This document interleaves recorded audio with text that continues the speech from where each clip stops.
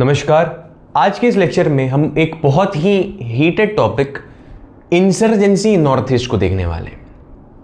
एक ऐसा टॉपिक जिसके बारे में वास्तव में कोई जानना ही नहीं चाहता। सर आप खुद से सवाल करिए ना, पूरा का पूरा ये जो मणिपुर क्राइसिस हुआ है, कितने लोगों को पता है कि वास्तविकता में क्या हुआ है, क्या हुआ था, क्या हो रहा है?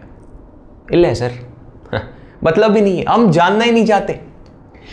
हम इस जो टॉपिक है ना, इसको पढ़ते समय हमें खुद पे शर्म आएगी। As an Indian we will be ashamed of our actions. जो इनजस्टिस, जो डिस्क्रिमिनेशन, जो दुर्व्यवहार हम नॉर्थ ईस्टर्न लोगों के साथ करते हैं, खुद पर शर्म आएगी कि हम कैसे इंडियंस हैं। हम रोजमर्रा की जिंदगी में, कॉलेजेस में, यूनिवर्सिटीज में उनको पर्टिकुलर शब्द से संबोधित करते हैं जो कि वास्तविकता में गाली है। हम उनको चीनी, नेपाली ऐसे ही कहते थे। इस सो कॉल्ड इस पीयर ग्रुप के अंदर अपने आप को कूल दिखाने के लिए आप किसी और की पूरी अस्तित्व पे सवाल उठा रहे हो। आप उसको ऐसे मजाक उड़ा रहे हो जिसके चलते उसे लगता है कि यार ये इंडिया तो है ही नहीं हमारा, क्योंकि ये इंडियंस हमें इंडियंस के रूप में तो देखते ही नहीं, वो तो हमें मजाक के रूप में देख रहे हैं।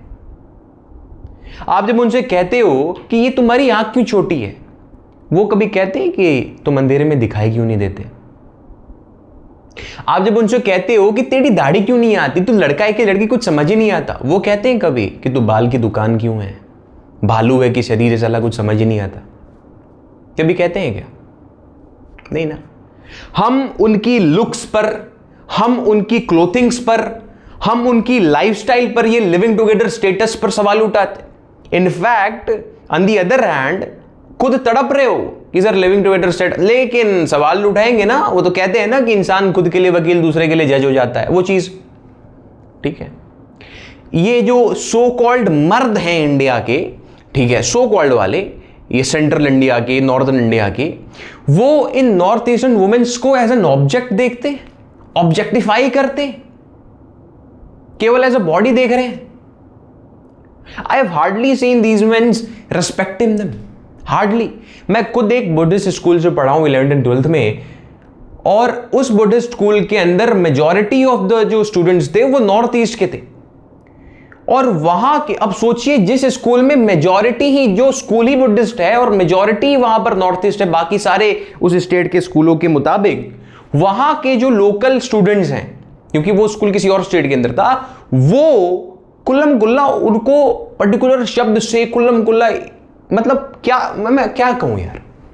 मेरा एक अपना दोस्त था वहां पे, अभी भी है, वो मुझे आके कहता है, हम लोग 2-3 लोग बैठे हुए हैं और वो लंच ग्रुप में ऐसे धीरे धीरे हम लोग बात कर रहे हैं, तो वो कह रहा है कि भाई तुम लोग तो अच्छे हो, लेकिन हम लोग थोड़े अलग दिखते हैं ना, हम लोग थोड़े अलग है ना इन लोगों से। मैंने बोला कैसे अलग भाई? मतलब नहीं, मतलब लुक्स में वगैरह हर चीज़ में तो थोड़ा बहुत दिक्कत होता है, ऐसे वो कह रहा। उस समय मुझे सोच रहा हूँ कि यार ये हाल है जिसमें डोमिनेटिंग उस स्कूल के अंदर वही लोग हैं, और उनमें उनको सोचिए, क्योंकि लोकल्स। अब समझिए, मैं पूरा प्रयास करूंगा कि मैं इस पूरे टॉपिक को आपको एक बेहतर तरीके से समझा पाऊं, क्योंकि मैं खुद नॉर्थ ईस्ट के अंदर, मेरा जो मेजॉरिटी ऑफ द जो चाइल्डहुड जो टाइम स्पैन था वो वहाँ पर बचपन मेरा है, मेजॉरिटी वहाँ पर गुजरा हुआ है नॉर्थ ईस्ट के अंदर, तो चीज़ें ठीक है प्रैक्टिकली वहाँ पर रहकर समझी हैं कि आखिर क्या चीज़ें हैं वहाँ पर। और मैं पूरा प्रयास करूँगा कि मैं अपनी पर्सनल इमोशन को साइड रख पाऊँ। मेरे भाई, इंडिया की जो 50% से भी ज़्यादा जो ओलंपिक मेडल्स है ना, ये नॉर्थ ईस्ट वाले लोग ही लेके आते हैं। पर फिर भी मैरी कॉम जैसी लोगों को कहना पड़ता है कि हमें बाकी इंडियंस से ज़्यादा मेहनत, ज़्यादा अपॉर्चुनिटी की कमी, बहुत ज़्यादा struggle, basic facilities, basic infrastructure, basic support नहीं मिल पाता, हमें ज्यादा स्ट्रगल करना पड़ जाता है, फिर भी कोई रिकॉग्निशन नहीं मिलता। मिलता है तो क्या? Particular slangs, particular objectification, particular discrimination, ये है। और फिर हम कहते हैं कि अरे ये इंडिया का पार्ट नहीं होना चाहते। भाई रीजन तो दो, पार्ट होने का रीजन तो दो। ठीक है सर, कोई नहीं।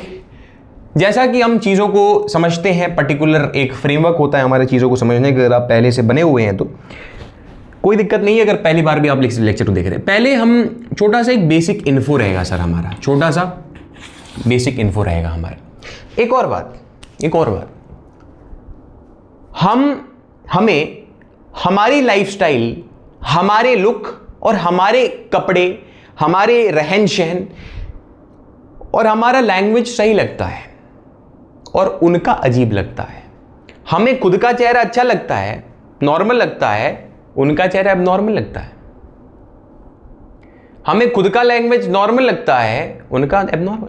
हमें खुद का नाम लल्लू, चिंटू, रमेश, सुरेश, महेश अच्छा लगता है और उनका किंग पिंग टिंग होगा कैसा नाम है। हमें खुद की फूडिंग अच्छी लगेगी, वो मोमो खा रहा है। क्या कर रखा है सर। फिर कहते हैं कि, और ये सब हम क्यों कर पा रहे हैं, आखिर हम क्यों बोल पा रहे हैं? जस्ट बिकॉज हम ज्यादा पैदा कर रहे हैं, जस्ट बिकॉज हम ज्यादा प्रोड्यूस कर रहे हैं। और क्या रीजन है सर?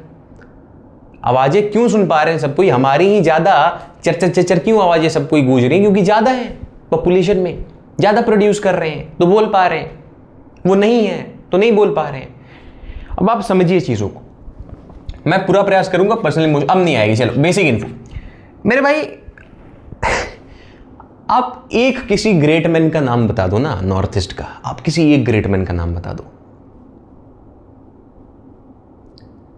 हमें बेसिक मूवीज, सीरीज, गाने, सीरियल में भी नॉर्थ ईस्ट के लोग नहीं चाहिए होते हैं भाई, वहां तक नहीं है। इनफैक्ट हमारी हिस्ट्री में साउथ इंडियन हिस्ट्री है, नॉर्थ ईस्ट हिस्ट्री।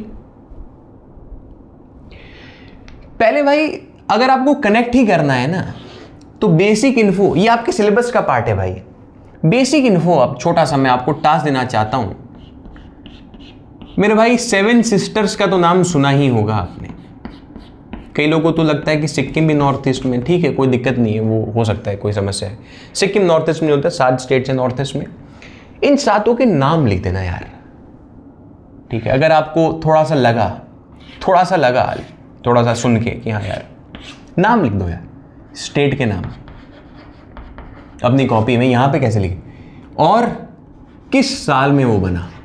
अरे सर चीफ मिनिस्टर नहीं पूछ रहा, वो तो बहुत आगे हो गया।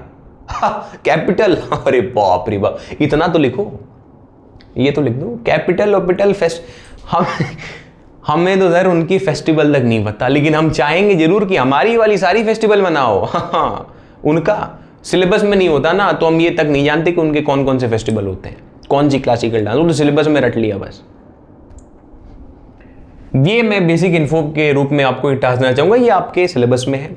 और अगर मन कर ही जाए तो चीफ मिनिस्टर लिख लेना, क्योंकि ये आपके सिलेबस में है, लेकिन टास्क के रूप में मैं केवल इतना ही दे रहा हूं, छोड़ो इसे, लिखिए। शुरुआत करते हैं कि सर ये रीजन के साथ, इस कारण के साथ, किसी चीज की हम जड़ को पकड़ते हैं। आपको पता होगा हम किसी चीज को कैसे पढ़ते हैं, इतने लेक्चर से आप बने हुए हैं। तो मेरे भाई पहले रीजन पे जाएंगे कि आखिर अलग अलग प्रकार के रीजन होते हैं, केवल एक रीजन नहीं होता, ठीक है, केवल एक रीजन नहीं, कुछ तो कारण रहा होगा यूं ही कोई, ठीक है। इंसर्जेंसी नॉर्थ ईस्ट नहीं करता। पहला जो हमारा कारण है वो देखिए अलग अलग कैटेगरी के रूप में बांटा हुआ है, आपको ज्यादा बेहतर समझ में आ पाए। तो पहला जो कारण मैंने बांटा हुआ है वो हिस्टोरिकल पर्सपेक्टिव से बांटा हुआ है, ठीक है, हिस्टोरिकल। इसमें मैं देखूं तो पहला हमारा अगर कोई आएगा तो वो होगा ब्रिटिश पॉलिसी ऑफ आइसोलेशन। क्या कहना चाहता हूं सर मैं, मेरे भाई ब्रिटिश पॉलिसी ऑफ आइसोलेशन कुछ ये है, ठीक है। मैं बेहतर तो नहीं बना पाया, लेकिन मैं बिल्कुल प्रयास करूंगा। ये इंडिया है मान लीजिए और ये नॉर्थ ईस्ट, ठीक है। बेसिकली मेरे भाई ब्रिटिश पॉलिसी ऑफ आइसोलेशन ये कहता है ना, इसने क्या किया कि इस इंडिया के अंदर जो भी पेट्रोइटिज्म हो रहा है, जो भी नेशनलिज्म हो रहा है, हर चीज, क्या राष्ट्रवाद, क्या इंडिपेंडेंस, क्या भगत सिंह, क्या सुभाष चंद्र बोस, क्या गांधी, उनको इल है, क्योंकि सर आइसोलेट करके रखा है पूरे नॉर्थ ईस्ट को, मतलब ऐसा करके रखा है कि ये इंडिया का भाग है ही नहीं। और इससे हुआ क्या, जब इंडिपेंडेंस हुआ, इंडिपेंडेंस के बाद जब इंडिया ने कहा कि तुम हमारे अंदर हो, आ जाओ, उन्होंने कहा क्या? अरे राष्ट्रवाद। क्या राष्ट्रवाद? हाँ, नेशनलिज्म, 15 अगस्त, भगत सिंह। उनको सोशल मीडिया नहीं था ना भाई उस समय के, इंस्टाग्राम पे पता चल जाए हाँ ये प्रोटेस्ट हो रहा है इधर। आइसोलेट कर दिया था अंग्रेजों ने। ये आधी जड़ तो ये अंग्रेजी हैं हर चीजों की, इन्होंने आइसोलेट कर दिया था। और फिर जब इंडिपेंडेंस के बाद फोर्सिबली जब इंटीग्रेट किया गया नॉर्थ ईस्ट को, तो ऑब्वियस सी बात है ना सर, फोर्सिबली आप किसी चीज को बंधक बनाएंगे तो रिवॉल्ट होगा, और रिवॉल्ट जो होगा वो वॉयलेंट रिवॉल्ट होगा, और सरकार के खिलाफ अगर कुछ वॉयलेंट रिवॉल्ट हो तो उसे हम टेररिस्ट एक्ट बोलते हैं, और बहुत सारी टेररिस्ट ऑर्गेनाइजेशंस बनने लगी। ठीक है, ये चीज शायद आपको समझ में आ रही है। ठीक है सर, ठीक है। पहला रीजन हमने क्लियर हुआ। दूसरा रीजन ये अजीब सा ही मतलब दूसरा reason sir, separate state. Sorry separate state नहीं कहूंगा, स्टेट रिकॉग्निशन। यस, ये ज्यादा बेटर वर्ड होगा, स्टेट रिकॉग्निशन। स्टेट रिकॉग्निशन का मतलब सर लिख लिया जाए, आजादी के बाद अगर कोई पहला स्टेट बना तो वो हो गया Assam. I actually wanted to make this entire video in English, ठीक है, so that the people of Northeast can also connect with the points that I'm saying there, the topics that I'm trying to explain here. But still मैंने सोचा कि जो most of the जो हमारी population है वो सेंट्रल इंडिया से है, तो उसका ध्यान रखा जाए। Still, if you really want the lecture in English, no problem in that. Same video English में भी बन सकता है। असम पहला हमारा स्टेट बनता है 1950 में। पहला स्टेट बनता है हमारा 1950 में। सर केवल एक स्टेट बनता है, कौन सा स्टेट सर? असम। केवल एक स्टेट बनता है 1950 में, असम। अब कारण समझिएगा कि वास्तविकता में क्या कारण है नॉर्थ ईस्ट में जो भी चीजें होती है, बेस उसका। सर ये जो नॉर्थ ईस्ट के लोग हैं ना, ये अपने संस्कृति से बहुत ज्यादा प्रेम करते हैं, यानी ये बहुत ज्यादा कल्चरल सेंसिटिव है। ये कल्चरली बहुत ज्यादा सेंसिटिव होते हैं। मणिपुर के अंदर अनेकों ट्राइब्स हैं और हर ट्राइब की अपनी एक संस्कृति है, अपनी एक कल्चर है, और वो अपने कल्चर से बहुत ज्यादा सेंसिटिव होते हैं। कल्चर के साथ छेड़छाड़ करोगे काट दिए जाओगे, सिंपल सी बात होती है सर। और भारतीय सरकार ने केवल एक स्टेट बनाया, असम, और उनको लगा, जो हिली ट्राइब्स में है, बहुत सारी ट्राइब्स है ना सर, उनको लगा, उन सभी ट्राइब्स को लगा कि भाई ये जो असमी कल्चर है ये अब डोमिनेट करेगी, और ये डोमिनेट करेगी क्योंकि उनको एज अ स्टेट दिया गया, एज अ पावर दिया गया, तो ये हमारे खिलाफ इनजस्टिस करेंगे। क्यों? क्योंकि वो सेंसिटिव है अपने कल्चर को लेकर, और उन्होंने रिवॉल्ट शुरू किया, उन्होंने अलग अलग टेरर ऑर्गेनाइजेशंस बनाए। अब आप कहोगे कि सर एक ही स्टेट थोड़ी है, तो बहुत सारे स्टेट बने। अरे भाई बहुत सारे स्टेट बने तो सही, लेकिन काफी डीले हो गई चीजों में, काफी ज्यादा चीजों में डीले होगी, देर होगी। लोग कहते हैं देर आया दुरुस्त रहा, लेकिन नहीं भाई, यहां देर दुरुस्त नहीं हो पाया। असम 1950 में बनने के 13 साल बाद, 1950 के बनने के 13 साल बाद, समझ रहे हो आप, 13 साल बाद, यानी सर 1963 में एक स्टेट बनता है नागालैंड। कौन सा बनता है सर? नागालैंड। वो भी नागा रिवॉल्ट के बाद बनता है। आप ही का काम मैं यहां पे कर रहा हूं, ये तो आपका टास्क था वैसे। असम की इसके 9 साल बाद, क्या सर? 9 साल बाद, यानी 1972, 9 साल बाद 1972, 9 साल बाद 1972 में स्टेट फिर बनता है त्रिपुरा, फिर बनता है मेघालय। समझ में आ रही है बात? फिर बनता है मणिपुर। उसके 15 साल बाद, आप सोचिए कितना देर हो रहा है, उसके 15 साल बाद 1987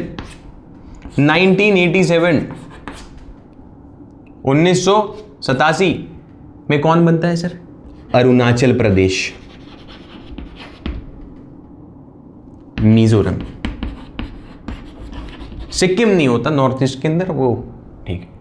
सेवन सिस्टर्स में नहीं काउंट होता। सिंपल सी बात, क्या आप समझे?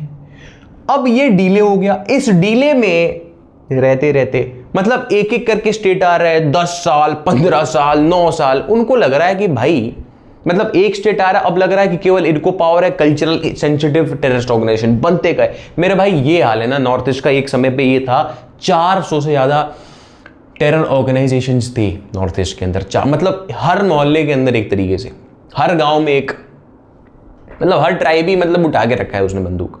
ऐसा है, आप समझो, ऐसा हाल था। ठीक है, अभी तो 50 से ज्यादा प्रोमिनेंट टेरर ग्रुप्स हैं वहां पे। अभी 50 से ज्यादा प्रोमिनेंट की बात कर रहा हूं, मतलब जो ज्यादा उग रहे हैं वह है तो बहुत सारे अभी भी।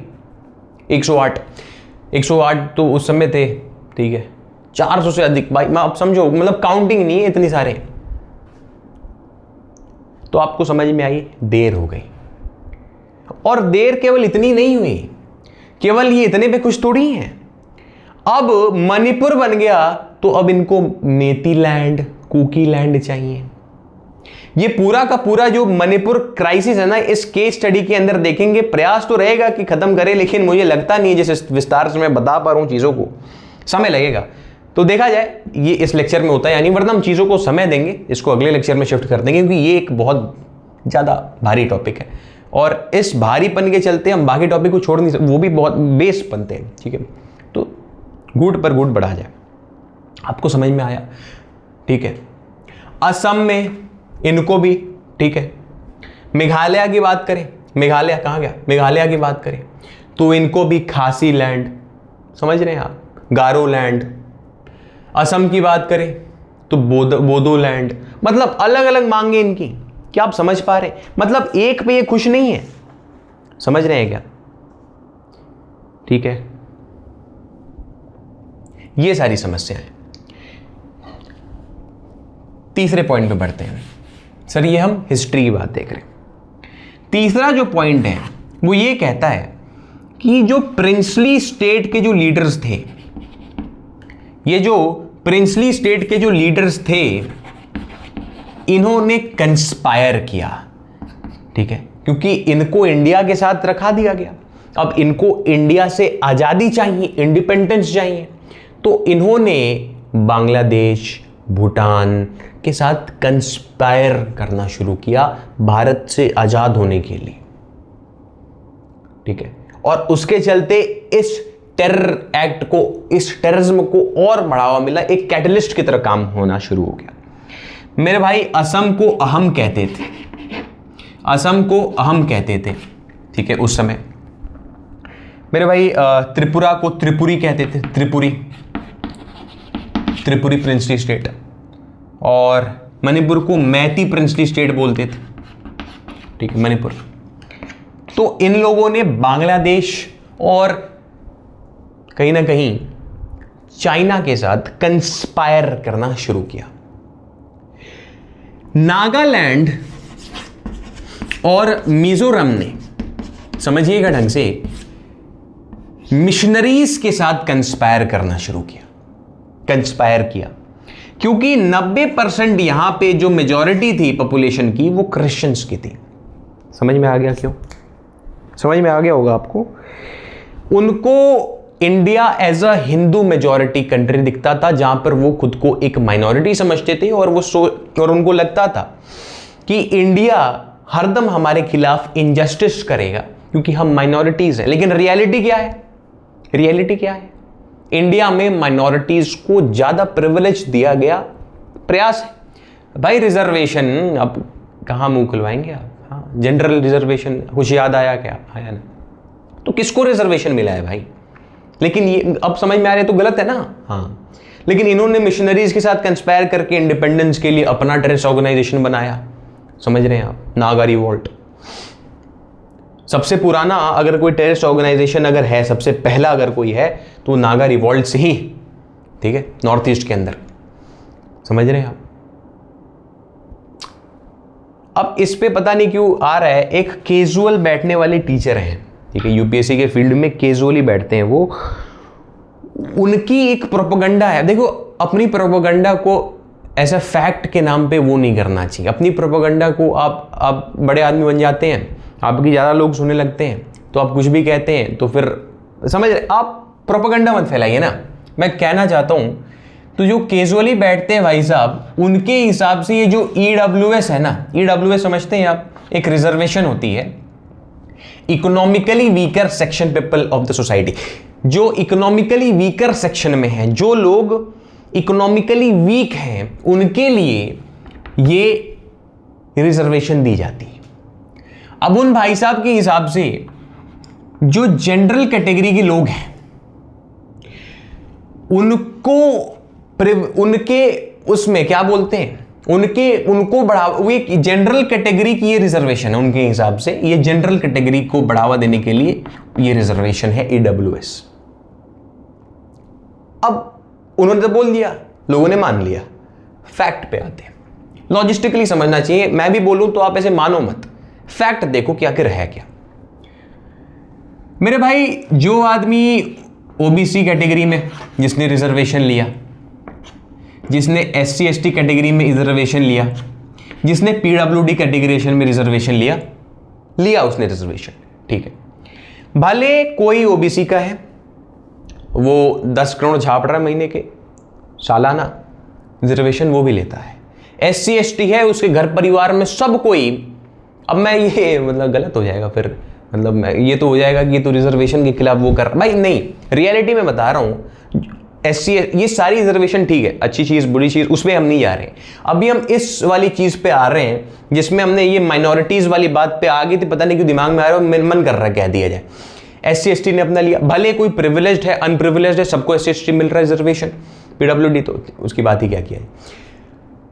मेरे भाई, उन कैजुअल बैठने वाले भाई साहब ने कहा कि ये जो ईडब्ल्यूएस कैटेगरी है वो जनरल को वो करने के लिए है, जनरल के बढ़ावे के लिए। अब आप समझो, मैं मानता हूं कि सर मान लीजिए जेईई एग्जाम्पल लिया जाए, जनरल कैटेगरी का जो कट ऑफ था वो 94 परसेंटाइल समथिंग था, 94 परसेंटाइल 2024 में, ठीक है सर। मैं मानता हूं कि जो जनरल कैटेगरी का आदमी है ये 100 करोड़ सालाना कमाता है, इसका जो बाप है वो 100 करोड़ सालाना कमाता है, और वो इतना प्रिविलेज्ड है कि वो 94 परसेंटाइल ला पाए, उसको वो सारी फैसिलिटीज दी जाएंगी, दी जाती थी, दी जाती है, दी जाती रहेंगी, उसीलिए वो इतना प्रिविलेज्ड है कि वो 94 परसेंटाइल ला पाएगा। मानता हूं सर, लेकिन ये मैं मानता हूं, कोई दिक्कत नहीं, आप रखो, आप इसको 94 क्यों, इसको 98 कर लो यार, इस कट ऑफ को, ठीक है, 94 परसेंटाइल। ये जो ईडब्ल्यूएस वाला है, जो कि गलती से उसकी कैटेगरी, उसकी रिजर्वेशन ओबीसी में नहीं मिल पाई, एससी एसटी में नहीं मिल पाई, तो वो जनरल में पैदा हुआ, लेकिन वो 100 करोड़ नहीं कमाता है, यानी वो इतना प्रिविलेज नहीं है 100 करोड़ कमाने लायक कि वो 94 परसेंटाइल ला पाए। वो उसके पिताजी मुश्किल से 5,000 खट खट के, मतलब 12-15 घंटे 16 घंटे काम करके मुश्किल से 5-10 हजार कमा पाते हैं महीने में, और वो बंदा चाहता है, वो लड़की चाहती है कि वो पढ़े, लेकिन वो तो जनरल में है, और जनरल वालों को तो 100 करोड़ रुपए कमाते हैं ना, तो उनकी प्रिविलेज तो 94 परसेंटाइल तक है। लेकिन ये जो ईडब्ल्यूएस वाले हैं जो 100 करोड़ नहीं कमाते, जो कि मुश्किल से पढ़ पा रहे हैं, उनके घर में बिजली नहीं आ पा रही, पढ़ने का मन है, अपने एक टैबलेट नहीं है, एक छोटा सा फोन है, वो भी टूट टूट के काम करता है, घर में ताने सुनने को मिलते हैं, फिर भी वो पढ़ रहा है, पढ़ रही है। उसके लिए अगर कट ऑफ को कम करके 81 परसेंटाइल कर दिया जाए, क्योंकि वो बाकी इन कैटेगरीज में नहीं आता, ओबीसी वाले तो बेचारे झूठ मूठ का बदनाम है, ठीक है, 79 परसेंटाइल इनका कट ऑफ था। मेरे को जेईई का याद है तो मैं फैक्टुअल चलूंगा, 2024 का आप देख लीजिएगा, ठीक है, 79 point something, 81 point something percentile था। एससी का भी और एसटी का भी और कम होता है, तो शेड्यूल का शायद 40 समथिंग था, इनका 30 समथिंग था, वो ध्यान नहीं मुझे, तो वो है इनका, ठीक है, कोई दिक्कत नहीं। मैं अभी चर्चा इसकी आ रही है ना सर, ईडब्ल्यूएस वाली की, तो अगर वो 81, मतलब वो इन सारी कंडीशंस के बाद अगर 85, 86, 87, 90 परसेंटाइल तक ला पाता है, और अब आप कहो कि नहीं, उनको ये चीज मत दो, उनको इन हिसाब से इन वालों के हिसाब से ट्रीट करो जो कि इतना ला रहे हैं, जिनको उतना लाना चाहिए। तो कैजुअल लेवल भाई साहब, आप प्रोपेगेंडा मत फैलाइए अपनी, ठीक है, कम से कम रियलिटी देखिए। मैं शॉर्ट मानता हूं कि सर गंद फैलाने वाले हर जगह हैं, ठीक है, ऐसे लोग हैं, मैंने साफ देखा है, जिसके परम पूजनीय पिताजी 1.5 लाख रुपए महीना में कमा रहे हैं और उसने ईडब्ल्यूएस के सर्टिफिकेट बना के वो बढ़िया कॉलेज में जाके बैठा है ऐसे। लेकिन केवल इधर ही क्यों, इधर भी देखो फिर, ठीक है, हर जगह अनबायस्ड रहो ना। इधर भी बहुत सारे लोग हैं जिनके पूरी जनरेशन 3-4 जनरेशन हरदम से सरकारी नौकरी पकड़े हुए आ रही है, लेकिन उसका बेटा भी वो रिजर्वेशन लेगा, ठीक है। उसमें हम चर्चा नहीं कर रहे रिजर्वेशन बुरा खराब, मैं बस इस पॉइंट पे आया था कि सर ये, ठीक है, ये ईडब्ल्यूएस को ऐसे मत कहिए कि किसी पर्टिकुलर कैटेगरी को प्रमोट करने के लिए। चलिए सर आगे बढ़ते हैं, बाकी मेरा किसी से लेना देना नहीं है भाई साहब, ठीक है, मेरा एक ही धर्म है पढ़ाना, मेरा एक ही जात है पढ़ाना, बस सिंपल सी बात भाई साहब। हाँ भाई यार इसी को बंद करो, बहुत ठंडा हो गया। अब यहां पर आते हैं सर हिस्ट्री वाली बात, कुछ ज़्यादा डेविएट हो गया मैं, ठीक है, और यही दिक्कत होती है, मैं ऐसा कट कुट करके नहीं पेश करता, जो है सो बन जाता है, ठीक है, कोई दिक्कत नहीं। अब आगे बढ़ते हैं सर। हमने क्या ये देखा, लीडर्स ने कंस्पायर किया नागालैंड में, यहीं से आया था ये, ठीक है, माइनॉरिटी वाली चीज़, ठीक है, उसको समझाने के लिए कि ऐसी माइनॉरिटी वाली चीज़ कुछ है नहीं सर, इंडिया में माइनॉरिटीज़ को प्रिविलेज दी गई है, रिजर्वेशंस दी गई हैं, काफ़ी सारी चीज़ें, ठीक है। तो लीडर्स ने कंस्पायर किया, कि आपको ये मुद्दा समझ में आया? हाँ सर समझ में आ रहा है। बहुत बड़ा हिस्टोरिकल और सिक्योरिटी का रीज़न ये है ना कि चाइना क्लेम करता है कि अरुणाचल प्रदेश उसका है। मेरे भाई इनफैक्ट 62 की युद्ध में चाइना ने 8000 स्क्वायर किलोमीटर कब्जा कर लिया था, 8000 स्क्वायर किलोमीटर तक कब्जा कर, अभी भी करके बैठा है। तो ये चाइना ने हरदम से एक हिस्टोरिकली एक थ्रेट दे रखा है, किसको? नॉर्थ ईस्ट के अंदर। क्या आप समझ पा रहे हैं? नॉर्थ ईस्ट के अंदर चाइना ने हरदम से थ्रेट दे रखा है। पांचवा जो पॉइंट है वो ये है कि सर को एथनिक आइडेंटिटी के शेयर होने के चलते, को एथनिक आइडेंटिटी के शेयर होने के चलते काफी सारी समस्याएं होती हैं। मैं इसको समझाने का प्रयास करूंगा। मैं इधर ही बना देता हूं छोटा सा मैप, ठीक है। देखिए अब इसमें ऑफेंड मत होइएगा कि मैं अपने ढंग से बना पा रहा, ये भाई समझाने के मद्दे से। ये मान लीजिए नॉर्थ ईस्ट, मेरे भाई आपको तो पता होगा यहां मिजोरम होता है, मणिपुर होता है, नागालैंड होता है, अरुणाचल प्रदेश होता है, असम होता है, त्रिपुरा होता है, मेघालय होता है, ठीक है सर, लिख देंगे, कोई दिक्कत की बात नहीं। आप समझिए कि अगर ये मणिपुर है और ये म्यांमार है, ये बांग्लादेश है, ये बांग्लादेश है मेरे भाई, ये म्यांमार है, तो यहां जो मणिपुर है ना, यहां भी मणिपुर को एथनिक मतलब समझ रहे हैं क्या आप? को मतलब एक जैसे, एथनिक मतलब होते हैं एक ही जैसे दिखने वाले, एक ही जैसे रहने वाले, एक ही लैंग्वेज में बात करने वाले। तो आप समझ रहे, भाईचारा जैसा बन जाता है। तो यहां भी वो, यहां भी वो, यहां भी नागा, यहां भी नागा, समझ पा रहे? अब इसके चलते क्या होता है, दोनों में भाईचारा होता है और दोनों मिलकर ट्रैफिकिंग करते हैं, ठीक है, या तो ह्यूमन का, या तो ड्रग का, या तो वेपन्स का, और इजीली चीजें बढ़ पा रही थी। तो ये हिस्टोरिक रीजन मैंने आपको प्रयास किया समझाने का। अच्छा, अब इस पॉइंट को मैं आगे भी समझा सकता हूं, लेकिन यहीं पे समझा दिया जाए, क्या बाद के लिए क्यों रुकना? इसको मैं आगे भी समझा सकता हूं, लेकिन यहीं पर समझा सकता हूं, बाद में किस लिए रुकना। अगर हम बात करें कि सर नागालैंड की और बात करें सर मणिपुर की, इंडिया और म्यांमार की गवर्नमेंट ने मिलकर एक एफएमआर चलाया था, फ्री मूवमेंट ड्राइव, मुझे नहीं पता दिख रहा है नहीं, एक फ्री मूवमेंट ड्राइव चलाया था कि सर 16 किलोमीटर तक यहां के जो लोकल ट्राइब्स हैं वो बिना वीजा परमिट के इधर से इधर जा सकते हैं। अब आप सोचो मेरे भाई, यहां पर कोई प्रॉपर फेंसिंग नहीं है।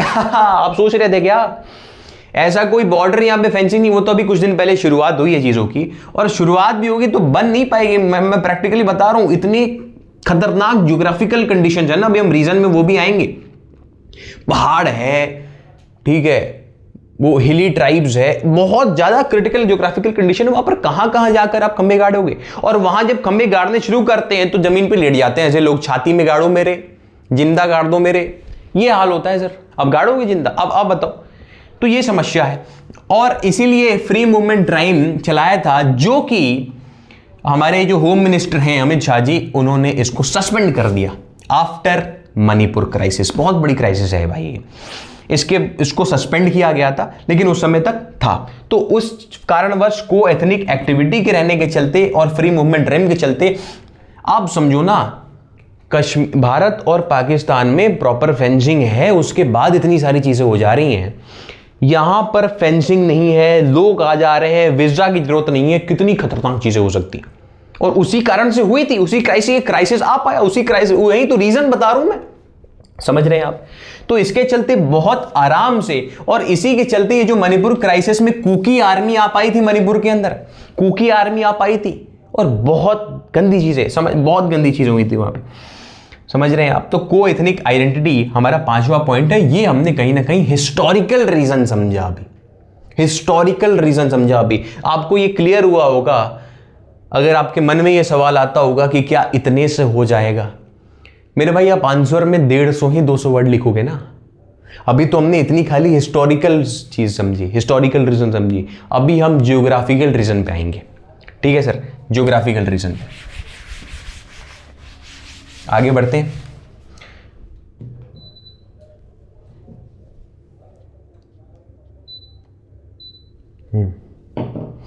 जियोग्राफिकल रीजन पे बढ़ते हैं।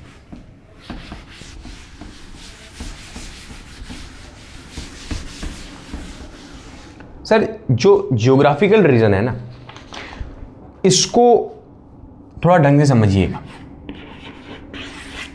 दूसरा रीजन जियोग्राफिकल, जो पहला पॉइंट है वो है हमारा सिलीगुड़ी कॉरिडोर, वो है हमारा सिलीगुड़ी कॉरिडोर।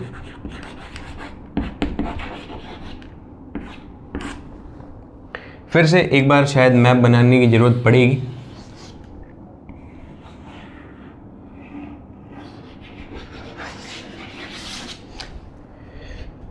थोड़ा भद्दा जैसा हो गया, कोई दिक्कत की बात नहीं है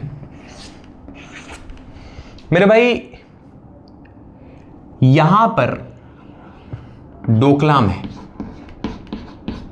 यहां पर क्या है? डोकलाम है। अभी मैं समझाता हूं आपको। यहां पर डोकलाम है, ये बेल्ट है। ये क्या है सर? ये एक बेल्ट है, 26 किलोमीटर, ठीक है, 26 किलोमीटर चौड़ा है ये बस। यही एक कनेक्टिंग पॉइंट है इंडिया और इस नॉर्थ ईस्ट में, यही एक कनेक्टिंग पॉइंट। अभी हम एफर्ट्स देखेंगे, अभी हम एफर्ट्स में जाएंगे कि सर कोलकाता से अगरतला एक रूट बन चुका है, ठीक है, उसकी अभी बात करेंगे, लेकिन यही था जो था। और इसी 26 किलोमीटर में रोड भी है, रेलवे भी है। और जब बारिश और लैंडस्लाइड का मौसम आता था तो यहां भी आधा से ज्यादा तो भाई साहब ढल ही जाता था। आप समझ रहे हैं ना, बारिश और मौसम के, लैंडस्लाइड के मौसम में महीनों तक कोई एक्सेस नहीं था मेन स्ट्रीम इंडिया और इस नॉर्थ ईस्ट में, महीनों तक कोई एक्सेस नहीं। आप समझ पा रहे कितनी बड़ी समस्या है। और ये डोकलाम क्यों लिखा मैंने? क्योंकि चाइना, यहां, ये भूटान है, ये यहां पर आके बैठकर उसका मिशन है कि इस चिकन नेक को, इसको चिकन नेक कहता है वो, इस चिकन नेक को वो काट दे और पूरा का पूरा नॉर्थ ईस्ट ही ले ले। सपने देखे बड़े बड़े, ठीक है। क्या बात समझ में आ रही है आपको? तो ये हुआ सर सिलीगुड़ी कॉरिडोर। अच्छा, दूसरा हमारा जो पॉइंट आएगा सर, जियोग्राफिकल कंडीशन। ये एक पॉइंट मैं अभी आपको समझाने का प्रयास करूंगा। मेरे भाई, आपने क्या नक्सलिज्म वाला चैप्टर पढ़ा है? और अगर नहीं पढ़ा हो तो कोई दिक्कत की बात नहीं है, लेकिन मैंने उसमें एक चीज बताई थी कि जो नक्सल थे वो ट्राइबल्स थे, और उनकी जो ज्योग्राफिकल कंडीशंस थी वो कॉम्प्लेक्स थी। और उस कॉम्प्लेक्स ज्योग्राफिकल कंडीशन के चलते वो गोरिल्ला वॉर कर पाते थे, एम्बुश कर पाते थे, कोई भी सिक्योरिटी, कोई भी सोल्जर्स, कोई भी फोर्स आती थी तो, ठीक है, और आराम से बच पाते थे, ट्रिपल जंक्शन वगैरह सारी चीजें। जो इंटेंसिटी नक्सल्स ने करा, जो इंटेंसिटी, जो क्या कहते हैं ना, दर्द, जो ब्लीड नक्सलिज्म ने पहुंचाया, उसका 10 गुना ज्यादा नॉर्थ ईस्ट के अंदर हो सकता है मेरे भाई। क्योंकि जो भी कंडीशंस हैं, सबसे ज्यादा ट्राइब्स कहां पे? नॉर्थ ईस्ट में। सबसे ज्यादा ज्योग्राफिकल कंडीशन अगर कहीं कॉम्प्लेक्स है तो वो कहां पे? नॉर्थ ईस्ट में। तो सबसे ज्यादा गोरिल्ला वॉरफेयर अगर कोई इस्तेमाल कर सकता है तो मतलब जो जो चीजें नक्सलिज्म में इन्होंने किया है उसका 10x ये नॉर्थ ईस्ट में हो सकता है। ये इतनी ज्यादा सीरियस इशू है, आप समझने का प्रयास करिए। समझ में आ रही बात मेरे भाई? ये जो नॉर्थ ईस्ट है ना, वो इंटरनेशनल बाउंड्रीज शेयर करता है, वो इंटरनेशनल बाउंड्रीज शेयर करता है, जिसके कारण से टेरर फंडिंग वगैरह चीजें बहुत ज्यादा आसान हो जाती। और क्या आपको गोल्डन ट्रायंगल के बारे में मैंने आपको बताया था पिछले लेक्चर में? अगर आपने नहीं देखा तो कोई दिक्कत की बात नहीं। एक गोल्डन ट्रायंगल है और इससे बहुत ज्यादा करीब कौन है सर? इससे बिल्कुल सटा हुआ है हमारा नॉर्थ ईस्ट। क्या आप समझ पा रहे हैं? गोल्डन ट्रायंगल से ये होता है म्यांमार, ये थाईलैंड और ये लाओस। और ये पूरे ग्लोबली ये ग्लोबल हब है sir. Terror funding, drug terror, लोग ग्लोबल हब है। और यहां से इनकी प्रॉक्सिमिटी हो जाती है और उस कारणवश इंसर्जेंसी इन नॉर्थ ईस्ट। क्या आप समझ पा रहे हैं? ठीक है, अब आपको समझ में आया होगा। तो ये है सर जियोग्राफिकल रीजन। अच्छा,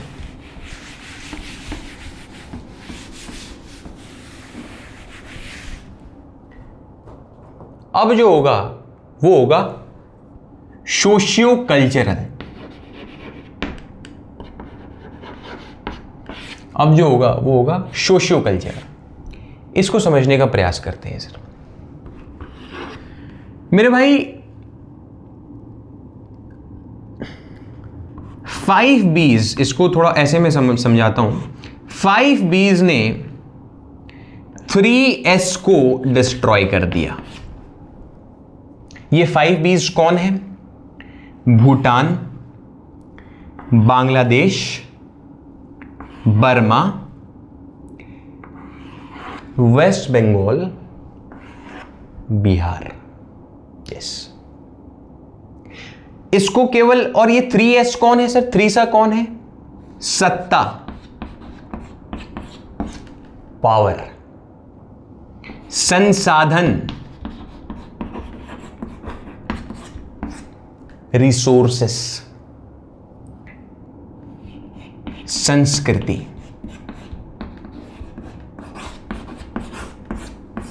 और संस्कृति यानी कल्चर, और कल्चर से ही अगर सबसे ज्यादा कोई सेंसिटिव है तो कौन है? अगर आप संस्कृति को ही डेंजर में डालोगे, संस्कृति को ही लेकर अगर ये इनसिक्योर हुए, तो मैंने यही बोला था संस्कृति के साथ छेड़छाड़ होगी तो काट दिए जाएंगे। ये सिंपल सी बात आपको याद रखनी नॉर्थ ईस्ट में। ठीक है, सत्ता, संसाधन, संस्कृति को छेड़छाड़। ये जो 5 B's थे ना, ये उस समय क्या हुआ था ना, एक, अब मैं कैसे बताऊं, आप ऐसे समझिए ना कि ये इलीगल इमिग्रेंट्स आते हैं नॉर्थ ईस्ट के अंदर, इलीगल इमिग्रेंट्स। ठीक है, दूसरों की जमीन पर आकर इन्होंने खुद ही पावर ले ली और इनको ही माइनॉरिटी बना दी। ये जो नॉर्थ ईस्ट के लोग हैं वही माइनॉरिटी हो गए, और इन्होंने सत्ता यानी पावर अपने हाथ में रख ली, क्योंकि इनके पास संसाधन, रिसोर्सेस आ गए, क्योंकि इनके पास वोट बैंक था। और इन्होंने संस्कृति के साथ खिलवाड़ शुरू कर दिया, और अगर संस्कृति की बात आएगी तो ये छोड़ेंगे नहीं। तो ये क्या हो गए? टेररिस्ट ऑर्गेनाइजेशंस बनने लगे इनके खिलाफ। और मेरे भाई आप एक बात ध्यान रखिएगा कि बांग्लादेशियों से ज्यादा बिहारी मरे थे, बांग्लादेशियों से ज्यादा बिहारी मरे थे मेरे भाई। ठीक है, उल्फा का नाम सुना है आपने? एक टेरर ग्रुप है नॉर्थ ईस्ट के अंदर, था, क्योंकि अब जो मोस्ट ऑफ द लीडर्स थे या तो दे आर इन जेल या तो इन बेल या तो इन हेल, हाँ या ना। इन्होंने बांग्लादेशियों से ज्यादा बिहारियों को मारा था, ये थे यहां पर। अब आप इसको अब आप थोड़ा सा इसमें भी मैं चली जाए आज। आपने ये देखा होगा कि देश के अंदर समस्याएं चल रही अलग अलग स्टेट में। महाराष्ट्र के अंदर, ठीक है, लैंग्वेज मेरी बोल, बेंगलोर के अंदर भी ये सब चल रहा है, ठीक है, मुंबई, महाराष्ट्र, बेंगलोर, दिल्ली, ये सारी मेट्रोपॉलिटन सिटीज़ में आप देखते होंगे कि सर जो लेबर्स होते हैं वो एमपी के भी होते हैं, छत्तीसगढ़ के भी होते हैं, उड़ीसा के भी होते हैं, लेकिन जो लफड़ा होता है वो हरदम इनके साथ क्यों होता है? बेसिक क्वेश्चन आना चाहिए ना भाई। लेबर्स, जो लेबर इमिग्रेंट्स हैं, वो रह तो हर जगह रहे हैं और हर जगह के रहे हैं, मध्य प्रदेश, छत्तीसगढ़, उड़ीसा जो हब है, झारखंड, लेकिन हरदम अगर कोई भी बात आती है तो बिहारियों के साथ क्यों आती है? क्योंकि मेरे भाई इनमें एक खून है। मैं मेजॉरिटी की बात मैं सबकी बात नहीं कर रहा। पहली बात, गंद फैलाने वाले हर स्टेट, हर धर्म, हर जगह होते हैं, लेकिन मैं majority on a common basis कह रहा हूं। इनमें वो खून है मगध का पानी, वो डोमिनेटिंग पावर, कहीं भी जाके डोमिनेट करने वाला, ठीक है, समझ रहे हैं आप? वो रूलिंग पावर है। अब बाकी जो स्टेट वाले हैं, इसको मैं अगर ऐसे कह दूं कि बाकी स्टेट वाले अपने काम से काम रखते हैं, तो आप नेगेटिव वे में ले लोगे, लेकिन इसको मैं समझाना चाहूंगा। रियलिटी तो यही है, बाकी अपने काम से काम रखते हैं, लेकिन बिहारी और स्पेशली पूर्वांचल रीजन वाले, बिहारी में भी स्पेशली पूर्वांचल रीजन वाले, इमेंस रिस्पेक्ट होती है मेरी उनके लिए। पूर्वांचल रीजन में कौन आता है सर? आपने बक्सर का नाम सुना है, आपने बलिया का नाम सुना है, बनारस का नाम सुना, ये पूर्वांचल, मिर्जापुर का नाम।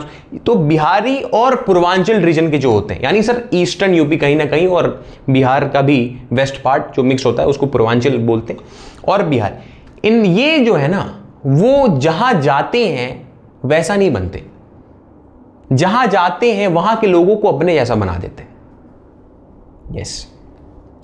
अब ये जो सवाल था आपका कि बाकी स्टेट के लोगों के साथ लफड़ा ज्यादा क्यों नहीं होता, बाकी स्टेट के लोग ऑन अ कॉमन बेसिस ऐसा देखा कि वो ऐसे चलते हैं, कुछ भी हो रहा है, दो बात सुना दिया, ठीक है, लफड़ा हो रहा है, इनको समस्या होती है। अच्छा, ये चले जाते हैं ऐसे छाती ठोक के। आप ये मजाक उड़ाते रहते हो ना, ठीक है, आजकल तो मजाक का हिस्सा बन चुका है, मैं क्या ही बोलूं, ठीक है, लोग हैं, ठीक है, मैं वही कहूं ना कि आप एक सक्सेसफुल आदमी बनते हैं, बहुत सक्सेसफुल आदमी बनते हैं, कोई एक आदमी सक्सेसफुल बनता है, बहुत सक्सेसफुल बनता है, और वो कहता है कि मैं इस पर्टिकुलर स्टेट से हूं, इस पर्टिकुलर रीजन से हूं, तो उसकी सक्सेस की, उसकी बढ़िया वाली चीज की परछाई उस स्टेट पे पड़ती है, उस रीजन पे पड़ती है, उस जैसे लोग को। वही कोई आदमी ने नीचपना काम किया, गंद से गंद काम किया, और पता चला कि वो इस पर्टिकुलर जगह से है, वो इस पर्टिकुलर रीजन से हो, तो उसकी कहीं ना कहीं परछाई लोगों के पास पड़ती है। जैसा कि हम अभी देख रहे हैं कि महाराष्ट्र के अंदर ये सब चीजें हो रही हैं, तो कहीं ना कहीं वो पूरे हम लोग एक बाकी देशों के अंदर, बाकी देश के नागरिकों के अंदर एक परछाई बनती जा रही है कि अच्छा यहाँ पे ऐसे ही लोग रहते होंगे। तो वही है, आप अपने आप को बढ़िया करेंगे और फिर आप प्राउडली कहेंगे कि हम यहां से हैं, तो चीजें अपराम से बेहतर होंगी। आप गंद काम करेंगे और फिर प्राउडली कहेंगे, फिर गंद तो फैलेगा ना। तो मैं यहीं पे था कि ये ऐसे छाती ठोक के चले जाते हैं। आप जो मजाक उड़ाते हो, ये बिहारी वो बिहारी, मेरे भाई कहीं भी जंग छिड़ जाए ना, सबसे पहले अगर कोई तैयार रहेगा ना, ये रहेंगे। कहां जाना है? चलो, कब जाना है सर? ठीक है, और ये रीजन है।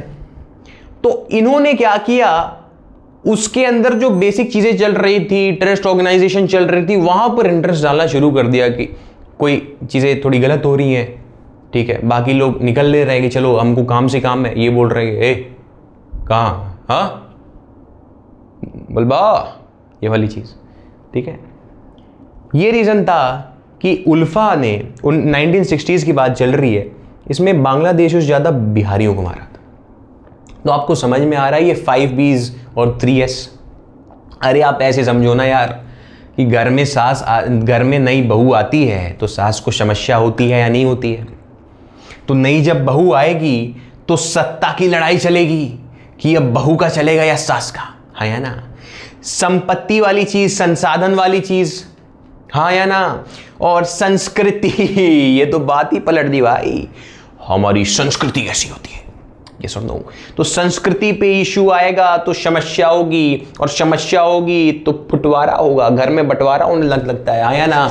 तो इंसर्जेंसी आती है। तो वही चीज़ है, घर की चीज़ें स्टेट के अंदर, स्टेट की चीज़ें देश के अंदर। सिंपल सी बात है यार। इतना मैं दिमाग लगा के भी सोच रहा था कैसे बताऊँ, आ गया सास बहू, ठीक है। एक ऐसा सीरियल मैंने सुना था कि सास भी बहू थी, ऐसा कुछ, ठीक है। ऐसे ही ध्यान है, ठीक है। 5B और 3S, ये चीज़ हमें समझ में आई सर। अच्छा, ये क्या आपको समझ में आ रहा है कि सर पहला रीज़न हमें क्लियर हुआ कि 5B और 3S क्या कहना चाहता है। दूसरा रीज़न जो है वो, ये सारे कॉमन रीज़न है। सोशियो कल्चर जो मैंने बताया कि सर एथनिक कमेंट्स पास करना, इनजस्टिस, डिस्क्रिमिनेशन, लुक्स के बेसिस पर, ये इस बेसिस पर, उनके चलते जो नॉर्थ ईस्ट के जो लोग हैं उनके अंदर जो इनक्लाइनेशन है इंडिया को लेकर वो कम होता गया। उनको ऐसा फील करा गया जब भी वो मेन स्ट्रीम इंडिया के अंदर आ रहे हैं कि तुम इंडियंस ही नहीं हो। तो क्या होगा सर, समस्याएं तो होंगी ना, होंगी या नहीं। तो वो मांगेंगे ना कि हमें अलग करो यहां से, सिंपल सी बात। और हम ट्राइब्स की बात करें तो अगर भारत में सबसे ज़्यादा अगर कहीं ट्राइब्स है तो वो यही हैं। और ये जो ट्राइब्स हैं ये अपने कल्चर को लेकर सबसे ज़्यादा इनसिक्योर हैं, सबसे ज़्यादा सेंसिटिव हैं, और उसी पे आप छेड़छाड़ करना शुरू कर देते हो तो समस्याएं आती, ठीक है, समस्याएं आती। और रिकॉग्निशन जो नहीं मिलता है, वही यही सारी जो पॉइंट है, उसलिए मैं यहाँ पे ज़्यादा नहीं गया था। पहला जो हमारा लेक्चर का स्टार्टिंग का 10 मिनट गया था उसी में गया था। रिकॉग्निशन की जो चीज़ें हैं, 50% से ज़्यादा ओलंपिक मेडल्स ला रहे हैं और फिर भी आपको कोई इसी तरीके से देख रहा है, तो कहाँ तक आप डिफेंड कर लोगे आप सर, कहाँ तक डिफेंड कर लोगे। तो ये सोशियो इकोनॉमिक कल्चर आता है, ये कहीं ना कहीं रीज़न रहा। आखिरी मतलब बहुत सारे रीज़न हो सकते हैं, लेकिन अभी इतना ही देखते हैं, ठीक है। यूपीएससी की पर्सपेक्टिव से देख रहे हैं, ऐसा कोई वो डिटेल्ड वो वीडियो तो नहीं है कि हम, हाँ समझ रहे हैं ना, मतलब यूपीएससी के पर्सपेक्टिव से देख रहे हैं। वरना मैं ये बोर्ड नहीं लाता, मैं अब एनिमेशन चलाता आपके आगे, फिर मैं लिखवाता नहीं, ये सब चीज़ें नहीं होती ना। वो वाला डिटेल मतलब इन द सेंस वो वीडियो नहीं है कि आप वैसे खाना बैठ गए फिर देख रहे हो, वो वाली चीज़ नहीं चल रही ना सर, ठीक है। मनोरंजन थोड़ी कर रहा हूँ आप, पॉलिटिकल, ठीक है। पॉलिटिकल वाली रीज़न देखते हैं सर। दो चीज़ें हैं सर, दो चीज़ें यहाँ पर आप समझो। एक है पैराशूट पॉलिटिक्स, एक है पैराशूट पॉलिटिक्स, मैं समझाऊंगा आपको। और एक है ग्रैंड पॉलिटिक्स। अच्छा, पैराशूट मतलब समझते हैं क्या, कहीं और से उड़ के आ गया। समस्याएं क्या थी नॉर्थ ईस्ट के अंदर ही भाई। इलेक्शन मतलब क्या होता है, लीडर मतलब क्या होता है। अगर इंडिया के अंदर आकर विदेशी लीड करने लगेगा, दो झाप मार के भगाएंगे या नहीं कि तू समझेगा इधर, हाँ या ना, है तू समझाएगा। मैं नॉर्थ ईस्ट के अंदर तो ये कर दिया हमने, बाहर से पैराशूट लैंडिंग करवा दी। लोकल रिप्रेजेंटेशन, लोकल लीडर्स नहीं, बाहर से आए लीडर्स को बैठा दिया कि लो भैया स्टेट संभालो। क्या होगा, तो पैराशूट वाली चीज समझ में आ गई, ऐसा किया था। ग्रैंड मतलब समझते हैं क्या, लो फेंक दिया, उठा लो। और वो फेंक दिया ना, तो पहले क्या होता था कि दिया 1 रुपया, पहुंचा 1 पैसा। 4 लोग होते हैं और 5वें जनता होती है, हम लोग, आप लोग। नेता, बाबू, झोला, लाला। कौन होते? नेता, बाबू, झोला लाला। नेता मतलब आप समझ गए होंगे। बाबू मतलब क्या होता है? Bureaucrats, administrative offices.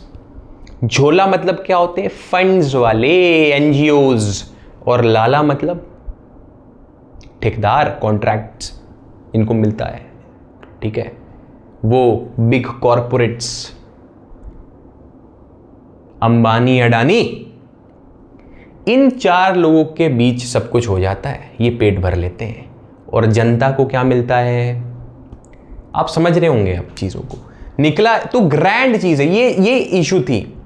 और मोदी जी के आने के बाद समस्याएं बढ़ी हैं। ये 1 रुपया गया, 1 पैसा पहुंचा, ये वाली चीज़ कमी है, ठीक है। चलिए, कुछ इस कदर कमी है कि जो हेमंत शर्मा है, ठीक है, असम के अभी के करंटली जो चीफ मिनिस्टर हैं बीजेपी से, वो पहले कांग्रेस में थे और उन्होंने पानी घोटाला समथिंग किया था। इस कदर कमी है कि अब ये भी अब वो नहीं कर पाते, क्या बोलते, घूसखोरी नहीं कर पाते। यस, हेमंत जी भी अब घूसखोरी नहीं कर पाते, इस कदर इस चीज़ को कम कर दिया गया। भले पार्टी वार्टी से उससे मतलब नहीं है, मोदी जी ने ये ग्रैंड, ये जो पॉलिटिकल चीज़ है कि दिया इतना, पहुंचा इतना तक, वो बीच के इतने सारे जो जॉइंट्स हैं ना उसको ख़त्म कर दिया, डायरेक्ट वाली चीज़। और मेरे भाई सरकार ने, आप देखो 2000 का नोट आपको दिख रहा है क्या? कई सालों से नहीं दिख रहा, देखिए 1-2 साल हो गए। 500 के नोट भी अब ध्यान से देखो, अब दिखेगा नहीं, ठीक है। अब जितना निकला उतना ही है। धीरे धीरे करके क्या करेंगे, 100 रुपये भी, 200 रुपया भी, 50 करते करते साल, 2 साल, 3 साल, 4 साल, 5 साल करते करते गवर्नमेंट का ये स्कीम है कि 1 रुपया तक मार्केट में फ्लो नहीं करेगा, सब कुछ डिजिटलाइज हो जाएगा, सब कुछ। और फिर चोर पकड़े जाएंगे, तब पकड़े जाएंगे। और मेरे भाई आप जो ये देखते हैं, बाहर से देख के भले खराब लगता है कि अरे यार ये तो चोर था, ये मेन स्ट्रीम में आ गया, मेन स्ट्रीम पॉलिटिक्स में नहीं, मेन स्ट्रीम पॉलिटिक्स को इस कदर ठीक कर दिया गया है कि चोर भी अब शरीफ बन जाएगा। यही तो मैंने अभी समझाना चाहा। हर चीजें इतनी डिजिटलाइज हो जाएंगी ना कि अब आप मतलब छुपाओगे कहाँ, कैश रहेगा ही नहीं। और वो कैश ऐसा होगा कि तो कागज है, हर चीज ऑनलाइन। इस स्टेट पे इंडियन गवर्नमेंट काम कर रही है, मिशन, ठीक समझते हैं सर, ठीक है। आपको ये समझ में आया नेता लाला वाली चीज, ठीक है, लाला वाली चीज। तो पहला पॉलिटिकल रीजन। और दूसरा रीजन, अगर आपने पिछले लेक्चर्स देखे होंगे तो उसमें हमने ये देखा था कि सर ये एडमिनिस्ट्रेटिव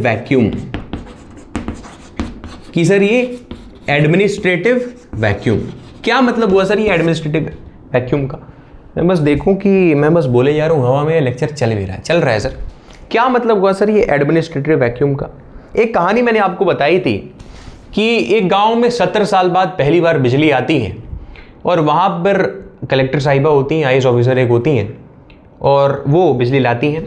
उनका पूरा प्रयास रहता है और वो सक्सेसफुल रहती हैं। और उस गांव में एक बूढ़ी महिला बैठती है और वो उनको ऐसे आशीर्वाद देती है, जुग जुग जियो, पटवारी बनो। इसका मतलब क्या हुआ सर? उस गांव में पटवारी से ज़्यादा, उस गांव ने पटवारी से ऊपर रैंक का ऑफिसर देखा ही नहीं, सुना ही नहीं, जाना ही नहीं, क्योंकि वो कभी आया ही नहीं। एक ब्यूरोक्रेट थे, उन्होंने अच्छी रैंक लाई, उन्होंने जे वगैरह निकाला था। और आपने देखा होगा, अगर आप थोड़ा सा बने होते हैं सोशल मीडिया पे, तो मैं तो उतना नहीं हूँ, लेकिन मैंने ये चीज़ देखी थी कि उन्होंने क्लासिकल डांसिंग के लिए ये सारी चीज़ें छोड़ दी, ठीक है, ब्यूरोक्रेसी छोड़ दी। मेरे भाई उनको अरुणाचल प्रदेश काडर मिला था, नॉर्थ ईस्ट काडर मिला था, और उनकी पोस्टिंग अरुणाचल प्रदेश में हुई थी, इसीलिए छोड़ा। कोई जाना नहीं चाहता नॉर्थ ईस्ट में, कैसे? आप खुद बताओ, आप ये वीडियो देख रहे हैं, यूपीएससी की तैयारी कर रहे हैं, ठीक है, आपको बोल दिया जाए जाओ नॉर्थ ईस्ट में सर्व करो, और काडर जब मिलता है ना भाई साहब, 5 साल के लिए नहीं मिलता, ठीक है, रियलिटी है ये, बहुत समय के लिए मिलता है, 20-30 साल। सर्व करना चाहेंगे आप? खुद से पूछिए ना, नॉर्थ ईस्ट में घूमते रहेंगे, जीवन भर? नहीं, नहीं ना, हो सकता है, हाँ हाँ हाँ भी कह सकते हैं, हाँ है तो बढ़िया है, लेकिन ये एडमिनिस्ट्रेटिव वैक्यूम उस रीज़न से आती है सर। और ये सरकार ऐसी ऐसी एरियाज़ में वो बसे हुए हैं, टिपिकल कंडीशंस में वो हैं जहाँ से दूर दूर तक कोई हॉस्पिटल नहीं है।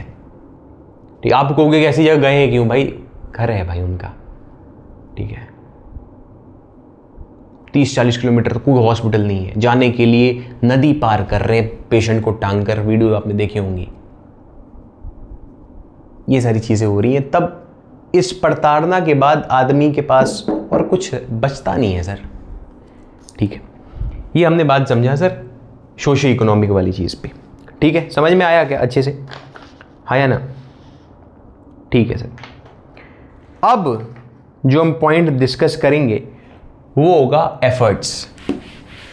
ठीक है, वो होगा एफर्ट्स। रीज़न सारे देख लिए, अब एफर्ट्स पे आते हैं। और मेरे हिसाब से ये केस स्टडी तो नहीं हो पाएगी, मैं कुछ ज़्यादा स्लो रह गया आज, पता नहीं क्यों।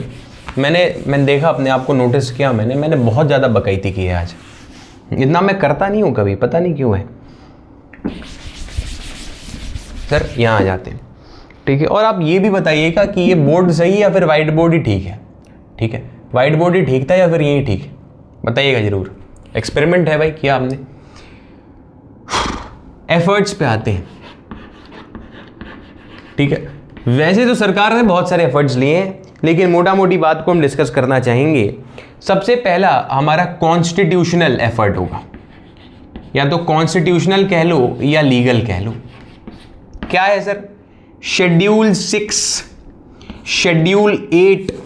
शेड्यूल 6 कहता है कि ATM², ATM² के लिए इन्होंने एक स्पेशल वो रखा, एक स्पेशल पोजीशन रखा। किसके लिए सर? ATM² मतलब सर समझ नहीं आया। अरुणाचल प्रदेश, त्रिपुरा, मिजोरम और मेघालय। मेरे भाई यहां पे मणिपुर नहीं था याद रखिएगा, यहां पर मणिपुर नहीं है। ये भी एक रीजन बनेगा सर, ये जो क्राइसिस है। स्पेशल पोजीशन दिया गया इन चारों स्टेट्स को, इसमें मणिपुर नहीं था। शेड्यूल 8 कहता है कि लैंग्वेजेस वगैरह जो हैं, ठीक है, नॉर्थ ईस्ट के लैंग्वेजेस जो हैं, बोडो लैंग्वेज हुआ, इन सबको रिकॉग्निशन मिली। ठीक है, इन सबको क्या मिली? रिकॉग्निशन मिली। और आपने देखा होगा क्लासिकल डांस को मिनिस्ट्री ऑफ कल्चर में कंसिडर किया गया। सत्रिया करके एक डांस होता है असम का, सत्रिया। फिर मणिपुरी क्लासिकल डांस होता है। इन सबको नाट्य शास्त्र अकेडमी में कह लीजिए या मिनिस्ट्री ऑफ कल्चर में कह लीजिए, इनको एक्सेप्ट किया गया था। ठीक है, शेड्यूल 6 और शेड्यूल 8 ऑफ द कॉन्स्टिट्यूशन। मेरे भाई धारा 370 तो सब जान दे, 371 भी आज जान लीजिए। धारा 371 लगाई गई। जो गवर्नर्स हैं, हर गवर्नर नहीं, नॉर्थ ईस्ट के गवर्नर्स को स्पेशल पावर दी गई। क्या बोला मैंने? नॉर्थ ईस्ट के स्टेट के गवर्नर्स को स्पेशल पावर्स दी गई। ठीक है, और ये तो आपको पता ही है, उआपा। कैसे पता है? मैंने पिछले लेक्चर्स में बताया हुआ आपको। फिर भी अनलॉफुल एक्टिविटी प्रिवेंशन एक्ट कहते हैं, इसके अंतर्गत जो भी टेररिस्ट हैं, टेररिस्ट ऑर्गेनाइजेशंस हैं, उन सबको बैन किया गया। और बैन इस कदर किया गया कि इस देश में अगर आप टेररिस्ट होते हैं तो आपके साथ साथ आपके पूरे परिवार के साथ जो होता है, भाई साहब, उससे बेटर तो भैल है। तो उआपा, ठीक है, बच के रहिए। फिर आता है सर वही आर्म्ड फोर्सेस प्रिवेंशन एक्ट करके है। हर स्टेट में आर्म्ड फोर्सेस जो हैं, स्पेशल पावर एक्ट उनको दिया हुआ है हर स्टेट में। ठीक है, ये सारी चीज़ें अगर एज अ कॉन्स्टिट्यूशन हम देखें, एज अ लीगल एक्शन हम देखें, तो ये गवर्नमेंटल एफर्ट्स।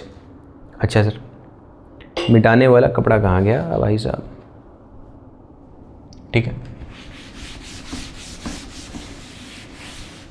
कॉन्स्टिट्यूशनल एफर्ट हमने देखा। दूसरा प्रकार का एक एफर्ट होगा पॉलिटिकल। मेरे भाई पॉलिटिकल एफर्ट में एक आता है समझौता। ठीक है, एग्रीमेंट बोलते हैं इसे, समझौता, या फिर एग्रीमेंट बोलते हैं इसे, एकॉर्ड भी बोलते हैं। अब इसको नेगेटिव वे में भी लिया जा सकता है, पॉजिटिव वे में। मैंने पिछले लेक्चर में बताया था, अगर समझौता सरकार के वो गलत है, समझौता अगर आतंकवादियों को करना पड़े वो सही। वो करा है। अगर आपने उरी मूवी देखा हो, मैंने ये बात बताई हुई है पिछले लेक्चर में, फिर भी उरी मूवी देखा हो तो उसमें पहली सीन होती है डोगरा रेजिमेंट को नक्सलियों ने, याद आया आपको कुछ, वो पहला सर्जिकल स्ट्राइक रहता है। वहां पर 2 नक्सल ग्रुप्स मार दिए गिराए जाते हैं। उन नक्सल ग्रुप्स के बारे में हम देखेंगे। वो 2 नक्सल ग्रुप मार दिए गिराए जाते हैं, ठीक है सर, वो 2 नक्सल ग्रुप। और उस चीज के बाद ये वाली एकॉर्ड की बात होती है कि बाकी जो टेररिस्ट ऑर्गेनाइजेशंस हैं वो समझौते पे उतरी हैं। बेसिक मतलब इन समझौता का, इन अकॉर्ड्स का ये होता है कि सर आपको वो अब मारेंगे नहीं, आप सरेंडर करो, आप सरेंडर करो, आपको हैबिलिटेशन दी जाएगी, आपको मारा नहीं जाएगा, आपको जॉब्स दी जाएंगी क्योंकि आप ट्रेंड हैं भाई, ठीक है, ट्रेंड हैं, ट्रेंड हैं, ठीक है। 10-20 किलोमीटर भाग लेते हैं हमारे जो भाई साहब, उस समय में जब नक्सलिज्म के टाइम पे पुलिस लोग जाते थे, वो पंछी मारने वाले बंदूक लेके जा रहे हैं, अब समझ रहे हैं ना, वो ज़्यादा ट्रेंड थे। तो इनको सरेंडर करेंगे तो जॉब्स मिलेंगी, रिहेबिलिटेशन मिलेगा, सारी चीज़ें होंगी। तो ये होता है अकॉर्ड्स का मेन मतलब। एक आसाम एग्रीमेंट हुआ था, एक आसाम एग्रीमेंट हुआ था जो कि फेल हो गया था, जो कि फेल हो गया था। एक मेघालय, अरे भाई, एक मेघालय एग्रीमेंट हुआ था, एक मेघालय एग्रीमेंट हुआ था जो कि चला था, ठीक है। Mizoram agreement, very sorry, Mizoram agreement हुआ था जो चला था, ठीक है। टेररिस्ट ऑर्गेनाइजेशंस के साथ भी कई सारे क्या हुए, वो हुए, क्या बोलते हैं हमें, अकॉर्ड्स हुए। जैसे कि सर कार्बी ओंगलोंग, अब ये नाम है, ठीक है, कार्बी ओंगलोंग। फिर त्रिपुरा एग्रीमेंट। अब है तो बहुत सारे सर, लेकिन अब कितना लिखोगे आप बताओ, मोटा मोटी जान लो, असम, मिजोरम, त्रिपुरा, कार्बी ओंगलोंग, ये मोटा मोटी है। बहुत सारे एग्रीमेंट्स हुए थे वैसे तो, लेकिन अब लिखते जाओ क्या है, ठीक है। पॉलिटिकली एक इंपॉर्टेंट पॉइंट यहां पे आप लिख दीजिए कि सर आपने किसी भी स्टेट के नाम पे, किसी भी स्टेट के लिए कोई मिनिस्ट्री सुनी है क्या आज तक? मिनिस्ट्री ऑफ कश्मीर कभी नहीं, मिनिस्ट्री ऑफ ऐसा कुछ नहीं है, दिल्ली नहीं है ना। लेकिन sir ministry of north east है, पर्टिकुलरली नॉर्थ ईस्ट को ध्यान रखने के लिए मिनिस्ट्री अगर कहीं बनी है तो वो कहां है सर? नॉर्थ ईस्ट में। Only ministry for a particular space, north eastern ministry. ये सारी बहुत भाई, टू बी ऑनेस्ट ना, टू बी ऑनेस्ट, 2015 के बाद, 2015 से पहले north east was never a priority to Indian government. हाँ, राजीव गांधी जी के कुछ साल, ये मुश्किल से 1-2 साल नॉर्थ ईस्ट में चीज़ें हुई थी, लेकिन उससे पहले, उससे बाद, समझ रहे, मैं 2015 से पहले प्रायोरिटी कभी नहीं था। चीज़ें होती थी, बहुत धीरे होती थी, वो इच्छा शक्ति नहीं थी, वो विल पावर नहीं था करने के लिए। लेकिन आप समझ रहे हैं, बाकायदा नॉर्थ ईस्ट में मिनिस्ट्री बैठा रखी इस सरकार ने, ठीक है। बाकायदा एक विजन लेके चले थे। मोदी जी ने 2015 में कहा था विजन फॉर प्रॉस्पेरस, एग्जैक्ट बता रहा हूं, vision for prosperous and secure north east. Secure वाली चीज समझ में आ रही है, डिफेंस, जो 4D आपने सुना है, 4D, development, diplomacy, defence, decentralisation. ये हमने चारों चीजें पिछले लेक्चर में देखी। अभी इसको दूसरे पॉइंट से हम देख रहे हैं। तो समझिए, सिक्योर मतलब डिफेंस वाली चीज, और प्रॉस्पेरस जो कि डेवलप वाली चीज होगी, जो कि डेवलप वाली चीज होगी। तो एक विजन लेके चले थे 2015 में, इन्होंने कहा था vision for north east, vision of prosperous and secure north east. समझ रहे हैं, मतलब एज अ प्रायोरिटी अगर लेके कहीं चला गया है तो यहां पर लेकर चला गया है, यहां पर लेकर चला गया, आप समझ रहे हैं। और ये जो मिनिस्ट्री ऑफ नॉर्थ ईस्ट वाली चीज है, ये अटल जी ने किया था, ये अटल बिहारी वाजपेयी जी ने कहा था। मनमोहन सिंह भाई साहब का कोई हाथ नहीं था, ठीक है। वो कहते थे कि ये हमारा है, लेकिन नहीं, अटल जी ने ये मिनिस्ट्री ऑफ कश्मीर किया था। अब मैं ऐसे बोल रहा हूं, ये नहीं कि मेरे को बीजेपी वालों ने पैसा दिया है, ऐसा कुछ नहीं है भाई, रियलिटी, फैक्ट्स वाली बातें आ रही है। राजीव गांधी का नाम लिया ना, अरे भाई ऐसे मत करो, ठीक है। अब आते हैं सर, एक होता है लुक ईस्ट, और मैंने आपको पहले ही बता दिया पिछले लेक्चर में कि इस सरकार ने पर्टिकुलरली जम्मू और कश्मीर और नॉर्थ ईस्ट में जितना किया है अभी तक के किसी सरकार की बस की बात नहीं थी। फैक्ट्स बताते हैं सर, लुक ईस्ट और एक्ट ईस्ट। इस सरकार ने लुक ईस्ट से एक्ट ईस्ट की तरफ रुझान दिया है, चेंज हुआ है। ऐसे तो नाम में दिखता है सर लुक ईस्ट मतलब बस देखो, और एक्ट मतलब कुछ करो चचा, लेकिन वास्तविकता में भी कुछ ना कहीं वैसा ही है। पहले ट्रेड पे, मार्केट पे फोकस होता था, अब नॉर्थ ईस्ट के पर्टिकुलर डेवलपमेंट की बात होती है सर। नॉर्थ ईस्ट के पर्टिकुलर डेवलपमेंट की बात हो सकती है। क्या समझ में आ रही है आपको चीजें? क्या आपको चीजें समझ में आ रही?